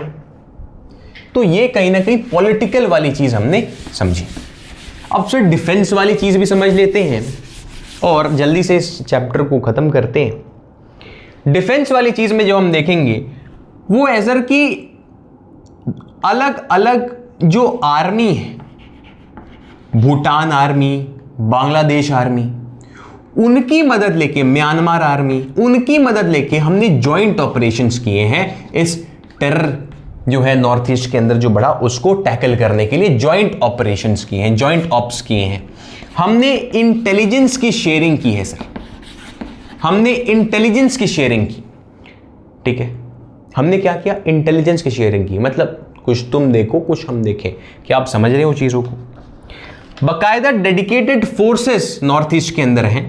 अगर हम प्रोमिनेंटली बांग्लादेश बॉर्डर की बात करें तो बीएसएफ, बॉर्डर सिक्योरिटी फोर्स, सीमा सुरक्षा बल, सीमा प्रहरी। अगर मेरे भाई पहली गोली किसी को लगती है ना बॉर्डर पे, पहली गोली बीएसएफ को लगती है भाई, ठीक है। हम हैं सीमा प्रहरी। आपने बहुत सारे देशभक्ति गाने सुने होंगे, ये वो बहुत बढ़िया बात है, कोई दिक्कत की बात नहीं है। इस इंडिपेंडेंस डे मैं चाहूंगा कि अगर आप स्टेटस लगाओगे ना, लगाना तो है ही, तो हम सीमा सुरक्षा बल पे लगाइए। आप जाइए अभी यूट्यूब पे और सर्च करिए हम सीमा सुरक्षा बल, बीएसएफ थीम सॉन्ग है वो। गूज़बम्स आते हैं सर, उससे सुंदर गाना नहीं। 1 दिसंबर को रेजिंग डे मनाया जाता है बीएसएफ का, ठीक है सर। तो बीएसएफ प्रोमिनेंटली जो बांग्लादेश बॉर्डर है उसे संभालता है। नॉर्थ ईस्ट के अंदर हमारे पास असम राइफल भी है, असम राइफल्स भी है, और तिब्बत के साथ इंडो तिब्बतन बॉर्डर पुलिस है हमारे पास, ITBP, Indo Tibet border police है हमारे पास, आईटीबीपी। और अगर आप थोड़ा ध्यान रखते हैं तो ये पैरामिलिट्री कहलाती है, ठीक है। 7 पैरामिलिट्री है मेरे भाई, ठीक है। उनमें से मैंने आपको 3 बताया, बीएसएफ, असम राइफल, आईटीबीपी। बचे कितने? 4। एनएसजी, यस वो भी पैरामिलिट्री है, सीआरपीएफ, सीआईएसएफ और एसएसबी। तो ये जो है ये पैरामिलिट्री कहलाते हैं, ठीक है। चाहूं तो इसके बारे में इतना बता दूं कि दिन छोटा पड़ जाए, ठीक है, ठीक है। अब मैं अपनी पर्सनल जो इंफॉर्मेशन है वो कभी शेयर नहीं करता, मैं कुछ बोलूंगा मेरे। आगे बढ़ते हैं सर। तो जॉइंट ऑप्स करवाए पर्टिकुलरली, समझ रहे हैं आप, ठीक है। अब सर जो हमने फेंसेस की बात की थी, अगर आपको ध्यान हो तो अभी तो फेंसेस बनना शुरू हो गए वो म्यांमार बॉर्डर पे, लेकिन स्मार्ट फेंसेस कर रहे हैं आजकल सर, स्मार्ट फेंसेस। आप कभी गांव में गए हैं? गांव में मेरे भाई पहले ऐसे तार लगाया जाता था खेतों में, ठीक है। वैसे तो इलीगल है, गलत बात है। तो तार लगा देते थे लोग, तार काट के घुस जाते थे, ठीक है। फिर वहां पर स्मार्ट आया, टेक्नोलॉजी आया, तार में बिजली दौड़ाना शुरू कर दिया भाई साहब। अब आओ सट जाओगे वहीं पे, इतनी भी नहीं कि जान चली जाए, मतलब सट के झंडे मारेगा भाग जाओगे यहीं से, समझ में आ रही? तो स्मार्ट फेंस, लेजर टेक्नोलॉजी का इस्तेमाल कर रहे हैं, जिसके चलते सोल्जर्स बचेंगे, मैन पावर कम इस्तेमाल होगी। क्या आप समझ रहे हैं? और ये फेंसेस एक इशू है, देखिए ऐसा अगर मान लीजिए ये हमारा क्या है, बस इतना मानते हैं कि ये हमारा म्यांमार है और ये हमारा मणिपुर, मिजोरम, ठीक है, नागालैंड, अरुणाचल प्रदेश, इधर हमारा असम आता है, इधर त्रिपुरा आता है, ठीक है, इधर हमारा मेघालय आता है। हम बस इतनी बात कर रहे हैं कि सर यहाँ पर प्रॉपर फेंसिंग नहीं है, ऐसा मैंने कहा, प्रॉपर फेंसिंग नहीं, अभी तो बनना शुरू हुआ, पहले तो नहीं था। तो अगर यहाँ पर कोई सोल्जर है, इससे 500 मीटर दूर या 1 किलोमीटर दूर यहाँ पर कोई सोल्जर होगा, कड़ी धूप में, ठंड, बरसात, कोई मतलब नहीं। करते क्या है कि यही बांग्लादेश पे भी हाल है, बांग्लादेश बॉर्डर पे भी करते क्या है कि यहां से इल्लीगल, समझते हैं ना, या तो खुद ही भाग जाएंगे, ठीक है, इल्लीगल इमिग्रेंट्स, क्योंकि हमने पूरा देखा, कुकी आर्मी, ये सब बांग्लादेश बॉर्डर पे। अब ये इनसाइड वाली चीज़ होगी, मुझे नहीं बताना चाहिए, ठीक है, मैं नहीं बताऊँगा, ठीक, सॉरी, ठीक है, इनसाइड रियलिटी नहीं, उतनी भी नहीं। स्मार्ट फेंसेस हमने लगाई, क्या आपको समझ में आ रहा है सर? सर्जिकल स्ट्राइक वाले मैं आपको बात बताई, स्मार्ट फेंसेस वाली बात बताई, हमने एफएमआर बंद करा दिया, फ्री मूवमेंट टाइम बंद कराया, अभी आपने देखा था, हमने मतलब हमारे होम मिनिस्टर ने, ठीक है, free movement time Manipur crisis के बाद बंद कराया। ये सारी चीज़ें जो थी सर, ये मोटा मोटी हमने आज के लेक्चर में देखा। अफसोस ये रहेगा कि हम आज मणिपुर क्राइसिस नहीं कर पाए, यही अफसोस रहेगा, बाकी कोई दिक्कत की बात नहीं है। और थोड़ा सा मैं इस लेक्चर में ज़्यादा डेविएट हुआ हूँ, मैंने ये नोटिस किया है, हो सके तो इस बोर्ड के चलते मैं डेविएट हुआ हूँ, क्योंकि हरदम से वाइट बोर्ड पे पढ़ाने की आदत है और आज ब्लैक बोर्ड पे कुछ थोड़ा अजीब सा लग रहा था चौक से लिख के, ठीक है। और आप ज़रूर अपने रिव्यूज़ दीजिएगा कि, चलिए मिलते हैं अगले वीडियो में। जय हिंद, जय भारत, हैप्पी इंडिपेंडेंस डे आप सभी को। हाँ, पता नहीं कि अगला लेक्चर कब आएगा, और आज वैसे भी 2 तारीख है, हाँ आज 1 तारीख है, हमारा अगस्त आ चुका है, ठीक है। रक्षाबंधन की आप सभी को ढेर सारी शुभकामनाएं, ठीक है, रक्षाबंधन की, और हैप्पी इंडिपेंडेंस डे, ठीक है। आप सबको आज़ादी की ढेर सारी शुभकामनाएं, ठीक है, आज़ादी दिवस, ठीक है। बस यही है यार, और कुछ नहीं है, बस यही कहूँगा, इस इंडिपेंडेंस डे अगर आप ये लेक्चर देख रहे हैं तो वो करिएगा, हम सीमा सुरक्षा बल, बीएसएफ की थीम सॉन्ग, अगर स्टोरी लगाना होगा, स्टेटस लगाना होगा, ठीक है, आपको देशभक्ति वहीं पे दिखाते हैं ना, तो ये सारी चीज़ों में कम से कम गाना इस बार ये लगाइएगा, मेरी बात मानिए, ठीक है, आपको मज़ा आएगा वो सुन के, एक बार सुनिएगा, ठीक है। वो क्या बोलते हैं, मैं तो सुनता हूँ उसमें लगा के पूरा, ठीक है, डीजे में मज़ा आता है। चलिए मिलते हैं अगली वीडियो में। जय हिंद, जय भारत। ज़्यादा डेविएट हो गया भाई साहब आज।